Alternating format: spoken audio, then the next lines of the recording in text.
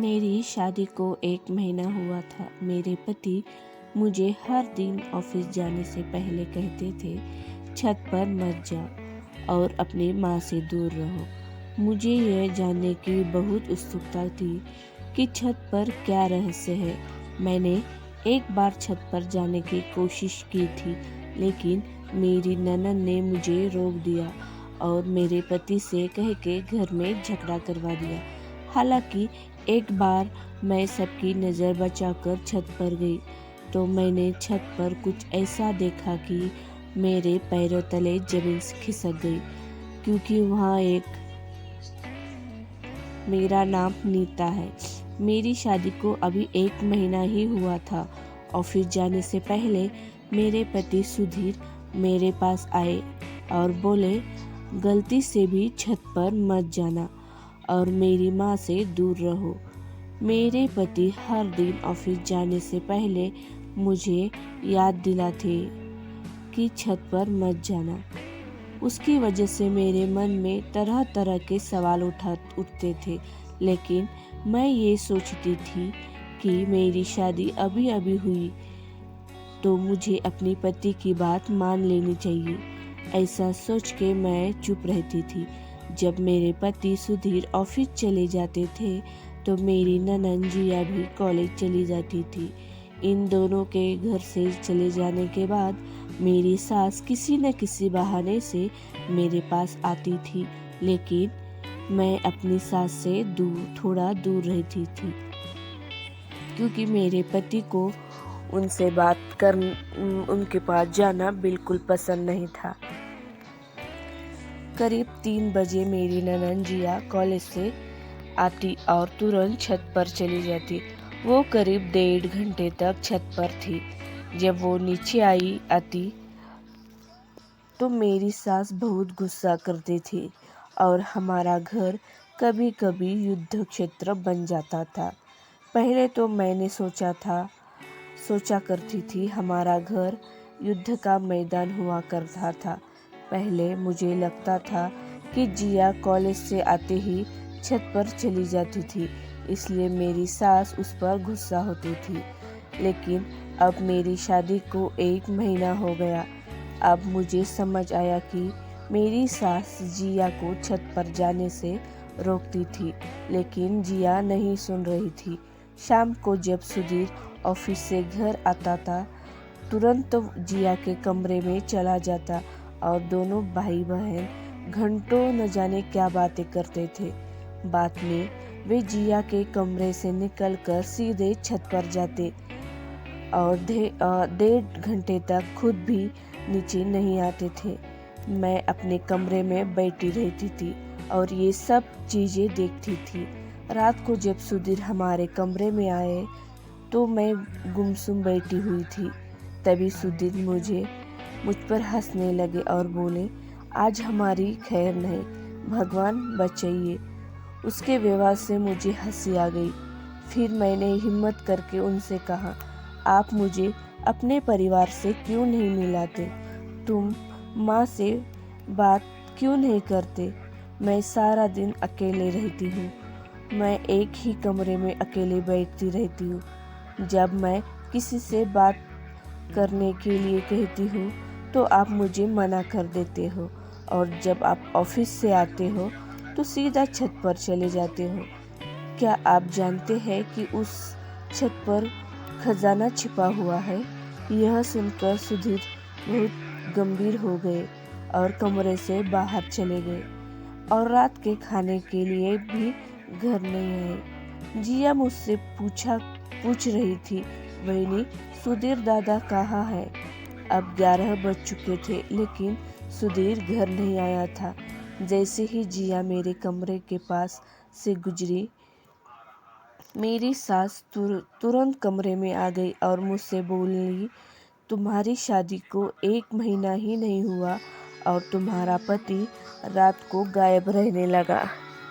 क्या तुम अपने पति पर नज़र नहीं रखती हो? सास की ये बात सुनकर मेरे मन में कई सवाल उठे। उसी समय सुधीर घर आए और कमरे में सास को देखकर उसने माथे पर 80 की जाली बन गई। सास ने सुधीर को देखा और तुरंत वहाँ से चली गई। उन्होंने मुझे गुस्से में पूछा, माँ क्या बात कर रही थी और वो अपने कमरे में क्या कर रही थी। उसका क्रोधित स्वर देखकर मैं रोने लगी। मैंने बस इतना कहा कि वे बस यही कह रही थी कि सुधीर का ख्याल रखना, क्योंकि मैंने जानबूझकर उन्हें झूठ बताया था। अपनी माँ से वो सहमत नहीं थे, मालूम नहीं क्यों। मेरा उत्तर सुनकर प्रसन्न हुए। उन्होंने मुझे बताया, देखो मैंने छत पर अलग अलग प्रजाति के पक्षी पाल रखे हैं। इस मौसम में उनके अंडों से चूजे निकलते हैं, लेकिन अगर पक्षी किसी अजनबी को देखकर सुरक्षित महसूस नहीं करते तो वे अपने चूजों को नहीं निकाल पाते, फिर वो अपने अंडे खुद ही तोड़ देते हैं। तुम अभी भी उनके लिए अजनबी हो, इसलिए मैं तुम्हें छत पर नहीं जाने देता। उसकी बातें सुनकर मेरा दिल थोड़ा हल्का हुआ। फिर मैंने कहा कि अरे मुझे भी पक्षी बहुत पसंद है, मैं भी तुम्हारी तरह उनका ख्याल रखना चाहती हूँ, जैसे जिया ताई को ले जाते हो। वे चुप हो गए। फिर मैंने पलटकर कहा कि आप मुझे माँ से बात क्यों नहीं करने देते हो। इस पर सुधीर ने कहा कि माँ आपको नुकसान पहुँचाना चाहती है, क्योंकि माँ की मानसिक संतुलन ठीक नहीं है। क्या तुम देख रही हो माँ हमेशा मुझसे झगड़ती रहती है। मैंने उनकी हाँ में हाँ मिला दी। उनके जवाब से मुझे थोड़ी हिम्मत मिली।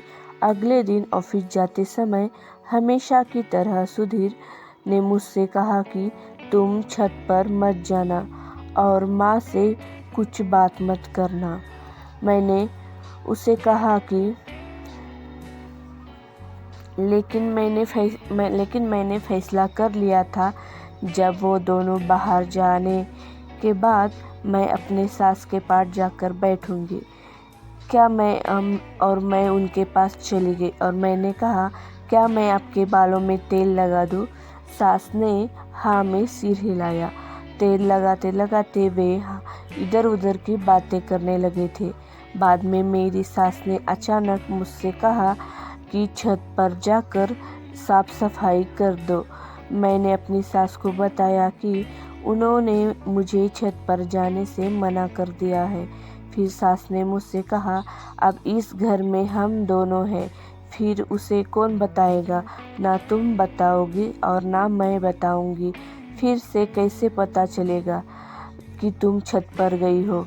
मैंने सोचा, अगर मैं अपनी सास से मना कर दूंगी तो वो सोचेंगी कि पहली बार मैं अपने बहू से कुछ साफ सफाई करने से कहा, लेकिन वो मना कर दी और मैं भी चिड़िया को देखना चाहती थी। तो मैंने भी झाड़ू उठाई और सीढ़ियों चढ़ने लगी। इस बीच जी अचानक कॉलेज से घर आई। वह मेरे पीछे दौड़ी और मेरा हाथ पकड़कर मुझे नीचे खींच लिया और मुझसे जोर से बोली, दादा ने तुम्हें ऊपर जाने से मना किया है तो फिर छत पर क्यों गई? मैं डर गई। मैंने उससे कहा कि उन्हें कुछ मत बताना, मैं वापस ऊपर नहीं जाऊंगी, उन्हें कुछ मत बताना। लेकिन उसने मेरी एक नहीं सुनी। उसने सुधीर को फ़ोन किया और कहा, दादा वही छत पर थी, मैंने उस समय पर देख लिया और नीचे ले आई। उसने मुझे फ़ोन दिया और कहा कि दादा आपसे बात करना चाहते हैं।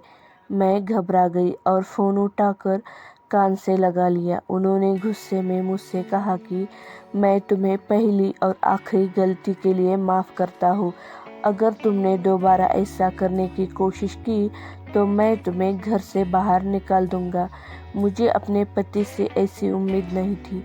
इतनी सी बात पर वो मुझे अपने घर से बाहर निकालने वाले थे। मैं कमरे में गई और रोने लगी। शाम का समय था। सुधीर ऑफिस से घर आया और सीधे जिया के कमरे में गया और फिर दोनों भाई बहन एक साथ छत पर चले गए। मैं डर गई और कमरे में बैठी थी। मुझे डर लग रहा था, अब सुधीर मुझसे क्या कहेंगे। अब मेरे साथ कैसा व्यवहार करेंगे। लेकिन जब उन्होंने कमरे में आकर मुझसे कहा कि तुम अंधेरे में क्यों बैठी हो, तब मुझे थोड़ा बेहतर महसूस हुआ। चलो, अब अच्छे मूड में है। मैंने तुरंत उससे कहा कि मैं छत पर नहीं जाना चाहती थी, लेकिन माँ ने मुझे छत पर जाने के लिए जोर दिया। उसने कुछ सोचा और अपना सिर हिलाकर मुझसे कहा कि इसलिए तो मैं तुम्हें माँ के पास नहीं बैठने देता हूँ। वो हमें एक साथ नहीं रहने देना चाहती है। मुझे आश्चर्य हुआ कि ये कैसी माँ है जो अपने ही बच्चों की दुनिया उजाड़ना चाहती है। रात को अचानक मेरी नींद खराब हो गई। मैं सो नहीं सकी क्योंकि मुझे प्यास लगी थी और कमरे में पानी नहीं था। तो जब मैं पानी पीने के लिए रसोई में गई तो मुझे मेरी सास के कमरे से मेरी सास और मेरी ननद की फुसफुसाहट की आवाज़ सुनाई दी। मैंने थोड़ा सोचा। पानी पीने के बाद मैं वापस अपने कमरे में सोने चली गई। एक बात मैंने नोटिस की कि मेरी सास और ननद दोनों आपस से मिली हुई है। वो सुधीर को धोखा देने के लिए ही हमारे सामने झगड़ा करने का नाटक करते हैं। रात में तरह तरह की चालें खेलते हैं। अब मुझे पता चल गया था कि आज जो घटना घटी वह भी इन दोनों ने मिलकर रची थी। जिस समय जिया कॉलेज से घर आएगी उसी समय मेरी सास ने मुझे छत पर जाने को कहा और मैं कमरे में आके सो गई। फिर दूसरे दिन ऑफिस जाते वक्त सुधीर ने मुझसे वही बात कही, छत पर मत जाओ। मैंने भी हाँ में सर हिलाया और फिर उनके पीछे पीछे जिया भी कॉलेज चली गई। मैं किचन में काम करने लगी। थोड़ी ही देर में मुझे ज़ोर से किसी की चिल्लाने की आवाज़ आई और मैं दौड़ के बाहर आ गई तो मुझे छत पर किसी की आवाज़ सुनाई दे रही थी और मेरी सास छत पर जाने की कोशिश कर रही थी। उनके घुटनों में दर्द था तो वो नहीं जा पा रही थी और मुझसे कहा, छत पे जाओ, उसे बचा लो वरना वो मर जाएगी। मैं समझ नहीं पा रही थी। मैं दौड़ के छत पे चली गई। वहाँ एक कमरे का दरवाज़ा बंद था और मैं उसे खोल के देखा। ये देखकर मेरे पैरों तले ज़मीन खिसक गई। वहाँ उस कमरे में एक गरोदर औरत थी और उसके पेट में दर्द हो रहा था, इसीलिए वो औरत चिल्ला रही थी। मैंने सोचा मैं अपने सास को बताने के लिए नीचे आ गई, लेकिन तब तक मेरी सास ने डॉक्टर को बुलाया था। मैं शॉक हो गई। छत पर कौन है ये मेरी सास को भी पता था। मैं सब कुछ छोड़कर डॉक्टर के साथ उस औरत के पास चली गई और उसी वक्त सुधीर और जिया भी वहाँ आए और सीधा छत पर चले गए। थोड़ी ही देर बाद बच्चे की रोने की आवाज़ आई। डॉक्टर ने कहा माँ और बच्चा दोनों सही सलामत है। फिर डॉक्टर चले गए। ये सब कुछ देखकर मुझे बहुत गुस्सा आया और मैं नीचे आ गई। मुझे लगा कि वो औरत मेरे पति की पहली बीवी है और वो बच्चा उनका है। यही बात ये लोग मुझे छुपाने की कोशिश कर रहे थे, इसलिए वो बार बार मुझे छत पर जाने से रोक रहे थे और मेरे पीछे पीछे सुधीर भी नीचे आ गए। मैं अपनी बैग पैक कर रही थी। सुधीर ने मुझे पूछा, तुम ये क्या कर रही हो, कहाँ जा रही हो? मैंने कहा, तुम्हारी पहली पत्नी इतनी सुंदर है और अब वो तुम्हें एक सुंदर बेटा भी दिया है। अब तुम्हें और क्या चाहिए? तुम मुझे पहले नहीं जानते थे। तुमने मुझसे शादी करके धोखा दिया है। यह सुनकर सुधीर ने मेरा हाथ खींचा और मुझे बिस्तर पर रख दिया और बोला, अब मेरी बात ध्यान से सुनो। वो लड़की मेरी बहन है। जब वो 10वीं क्लास में थी तो उन्हें एक लड़के से प्यार हो गया था। दोनों का प्रेम प्रसंग 2 साल तक चला। 12वीं के बाद उन्होंने भागकर शादी कर ली और शादी के बाद वह इसी घर में रहती थी क्योंकि वो लड़का उसे अपने घर नहीं ले जा सकता था। लेकिन मुझे इसके बारे में कुछ भी पता नहीं था। ये सब मेरी माँ को पता था, लेकिन फिर भी उसने मुझे सब कुछ छुपा लिया था। वो दोनों छुपकर होटल में जाकर गलती की और फिर मेरी बहन प्रेग्नेंट हो गई। मेरी माँ और उन्होंने ये बात मुझे छुपा कर रखी, लेकिन मेरी बहन का बढ़ता पेट देखकर मुझे शक हुआ। इसलिए मैंने उन दोनों को विश्वास में लेके पूछा। उसने मुझे सब कुछ बताया, लेकिन लड़के का नाम वो नहीं बता रही है। आज भी उस लड़के का नाम बता नहीं रही है क्योंकि उसे लगता है कि मैं उस लड़के को मार डालूँगा। तो बताओ, हम लोगों से क्या कहेंगे? किसी को नहीं पता था कि वो शादीशुदा है और लोगों ने मान लिया था कि वो शादी से पहले ही गर्भवती है। तो हमारा क्या सम्मान रहेगा? मेरी और मेरी बहन जिया की शादी कैसे होती? हम किसी को मुंह दिखाने के लायक ही नहीं रहते और उसमें और मेरी बहन की बदनामी भी होती।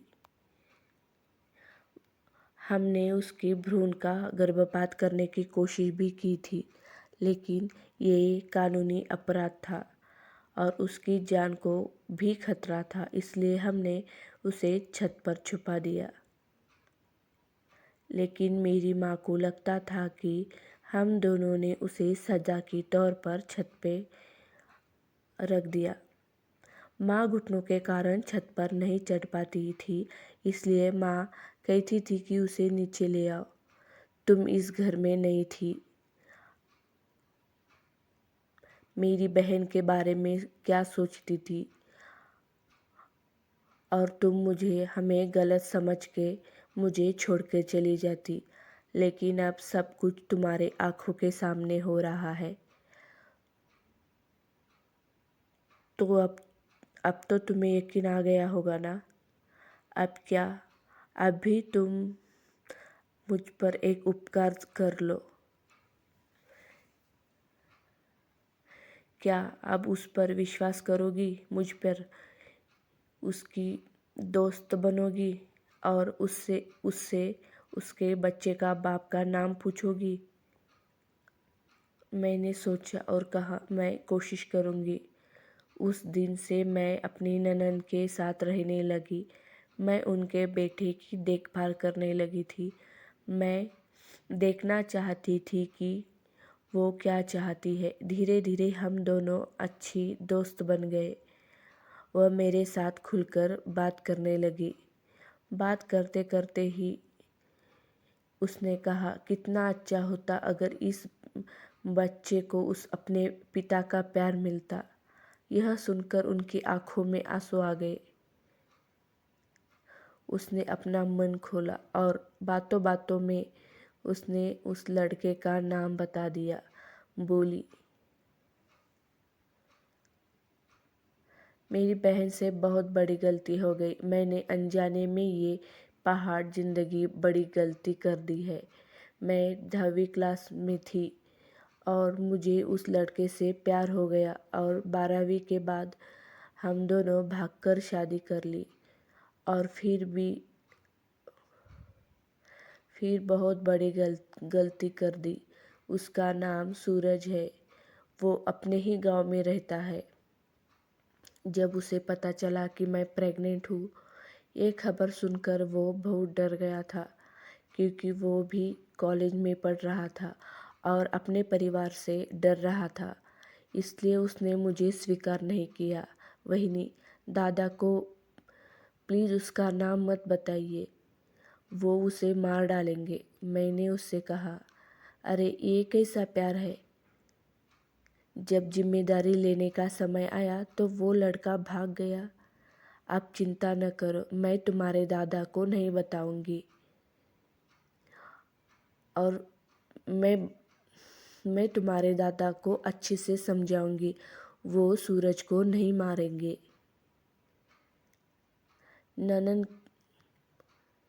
ननन के मुंह से अपने पति का नाम सुनकर मेरा मन हल्का तो हो गया। मैंने ये सारी बातें सुधीर को जाके बताई, लड़के का नाम बताया। लड़के का नाम सुनकर उन्हें थोड़ा अच्छा लगा, क्योंकि सूरज का परिवार वाले पढ़े लिखे और समझदार लोग थे। तो अगले ही दिन सुधीर सूरज के घर गया और उसके परिवार वालों को सारी सच्चाई बता दी। सूरज ने भी अपनी गलती मान ली। घर के समझदार आदमी होने के कारण नाते उन्होंने उन दोनों की शादी करवा दी और मेरी ननद, उसका बच्चा और वो अपने अच्छे ससुराल चली गई और फिर से एक बार मेरा घर खुश हो गया। दोस्तों, अगर आपको मेरी ये वीडियो अच्छी लगती है तो प्लीज़ मेरे चैनल को सब्सक्राइब कीजिए, शेयर कीजिए। साइड पे जो बेल आइकन है उसे ज़रूर दबाना, ताकि मैं जब भी नया कोई वीडियो पोस्ट करूँ उसकी नोटिफिकेशन आपको मिल जाए। धन्यवाद।